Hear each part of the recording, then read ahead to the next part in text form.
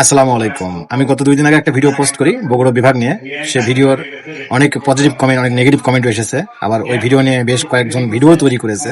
বিশেষ করে যে আপুকে নিয়ে আমি ভিডিওটা তৈরি করেছি, ওই আপুরাও আমার ভিডিওটাকে নিয়ে ভিডিও তৈরি করেছে। কোনো সমস্যা নেই, আমি তাতে খুশি হয়েছি।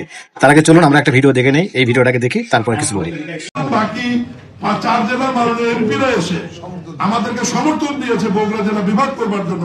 আমার মনে হয় যে মাননীয় প্রধানমন্ত্রীর জন্য খুব একটা এখন আর কষ্ট হবে না, যেহেতু ওই 4 জেলার এমপিরা স্বেচ্ছায় এসে সমর্থন দিয়েছে যে বগুড়াকে আলাদা বিভাগ করলে তাদের কোনো আপত্তি নাই।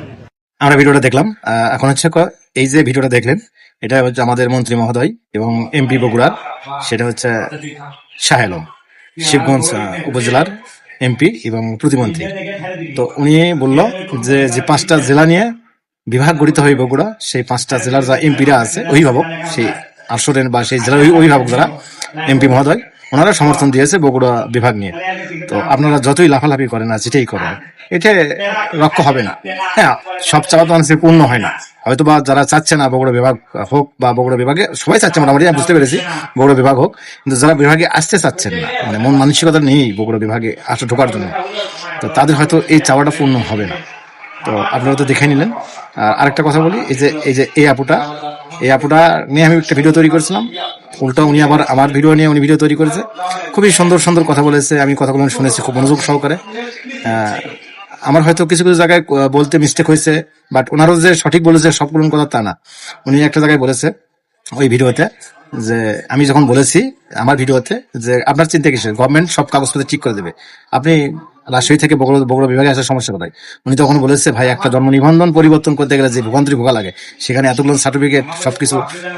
তাকে বলি, বগুড়া বিভাগ রাজশাহী বিভাগের অধীনে ছিল কিন্তু রংপুর 8টা জেলা, বর্তমানে রাজশাহীর 8টা জেলা, 16টা জেলা মিলে ছিল একটা রাজশাহী বিভাগ, বৃহত্তর রাজশাহী বিভাগ। সেখান থেকে যখন রংপুর 8টা বিভাগ নিয়ে বাদ হয়ে গেল, সে 8টা জেলার মানুষগুলো কাগজপাতি কিভাবে পরিবর্তন করেছে?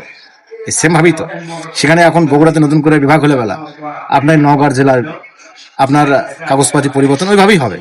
তবে যেটাই হোক, সবচেয়ে বড় কথা হচ্ছে কি আপু, মানসিকতা ঠিক করুন, মানসিকভাবে প্রস্তুত নিন বগুড়া বিভাগে যুক্ত হওয়ার জন্য। কারণ আপনার জেলার এমপি অলরেডি সমর্থন দিয়েছে বগুড়া বিভাগে ওনারা যুক্ত হবে। তো ওই ভিডিওতে আরো কিছু বলেছেন, বাট ওগুলো বলতে গেলে ভিডিওটা অনেক লম্বা হয়ে যাবে, কিছু বলবো না। তো আপনাকে অসংখ্য অসংখ্য ধন্যবাদ যে আমার ভিডিওটা আপনার চোখে পড়েছে, আপনি আমাকে নিয়ে আবার ভিডিও তৈরি করেছেন। যদি আপনার ভিডিও নিয়ে কাজ করতে যে কোনো জায়গায় কোনো কথাই আপনি অসন্তুষ্ট হন, নিজ গুণে ক্ষমা করে দেবেন, কারণ আমি চাই না আমার কথায় দ্বারাই আপনি কোনো কষ্ট পান। আমার ভিডিও নিয়ে নওগাঁ আর একটা ভাই ভিডিও তৈরি করেছে, তবে ওনার ভিডিও থেকে আমি খুব কষ্ট পেয়েছি, কারণ উনি যে ভাষাগুলো ব্যবহার করেছে এটা আমার পছন্দ হয়নি। তবে যাক, ওইটার জন্য আলাদা করে একটা ভিডিও তৈরি করে পোস্ট করেছে অলরেডি। তবে আপু, আপনাকে অসংখ্য ধন্যবাদ, আপনি আমার ভিডিওটা নিয়ে আপনি ভিডিও তৈরি করেছেন।